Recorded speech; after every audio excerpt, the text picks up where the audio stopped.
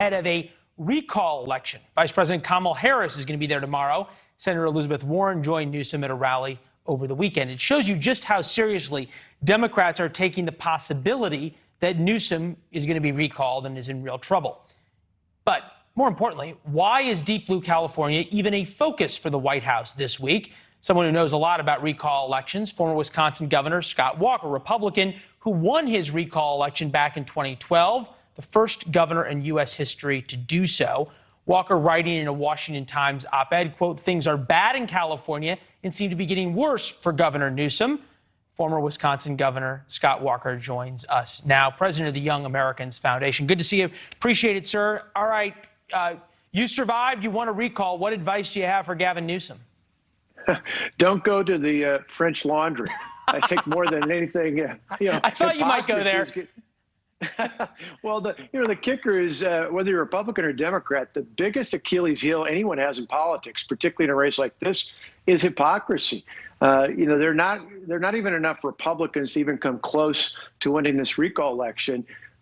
For Gavin Newsom to lose, he's got to lose big, not only amongst Republicans, independents, but even some discerning Democrats. And hypocrisy is the one thing that can really drive that point home. People feel like, hey, he said he was going to do one thing, and he did something different. It's interesting you say. Those are the things that get people worked up, yeah. Based on the way you broke down the electorate, great analysis. But about 6 or 8 weeks ago, it was within 2 points in certain polls of him getting recalled. We'll get to who would replace him in a minute. But now we look at the recall election, different than your recall election because you faced an individual candidate. We'll put up the Real Clear Politics average here.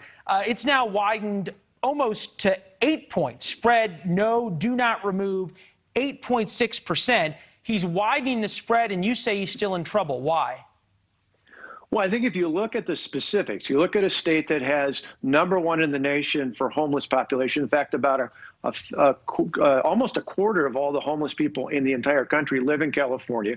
The second worst, they're tied for the second worst unemployment numbers. You see fires, mudslides, all sorts of disasters, real economic problems. But I think the bigger issue is the fact that there's been this inconsistency between businesses, churches, schools being open and closed and open and closed. At some point, people just get frustrated with that. I get the problems you're talking about, and there's zillions of people leaving California for all the reasons you just pointed out. But the poll numbers are the poll numbers, and he's got an 8.6% spread. Well, clearly what they've done in the last few weeks is tried to make this about Republicans and about Donald Trump, which is interesting because I still think there's a shot. It's a huge advantage for Democrats over Republicans there.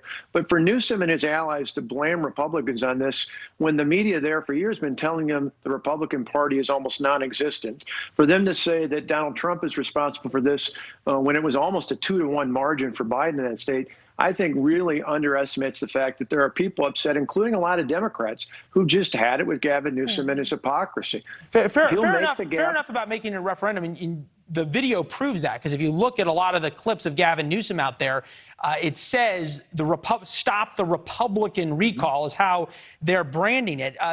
Larry Elder, though, is not perhaps helping the situation, you might say. No.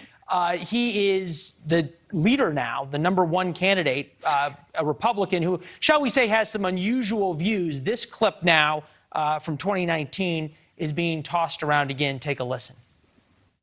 When people talk about reparations, do they really want to have that conversation? Because, like it or not, slavery was legal. And so their property, their legal property, was taken away from them after the Civil War. So you can make an argument that the people that are owed reparations, and not only just black people, but also the people whose, quote, property, close quote, was taken away. Boy, what a gift to Gavin Newsom. Well, they're going to keep coming up with things like this, whether they're real clips or they're insinuations along the way. You heard Elizabeth Warren make a few of those accusations as well over the weekend. The end, though, is I still think, unlike the recall election I had, where, as you mentioned, it was head-to-head, the fact that voters can still say no and then have a pick, particularly in a state where no matter what happens in this election, Democrats will still hold a mega supermajority in the state house. So this idea that somehow one Republican or one Libertarian winning a recall election will suddenly make the difference. Just look back to when Arnold Schwarzenegger was in. He didn't get much of anything done. It certainly would shake things up in politics for the moment, but it would not dramatically change the policies that come out of Sacramento. Wouldn't change the policies out of Sacramento, but that governor would be able to appoint a U.S. senator, wouldn't they, if something happened to Dianne Feinstein? Yeah, and that's one of the points they're going to make, although I think that's a little bit morbid. My guess is, age-wise, she's right up there with a good number of other members of the United States Senate. Fair. They'll probably serve out her term along the way, but they're going to use everything and anything to try and initiate this.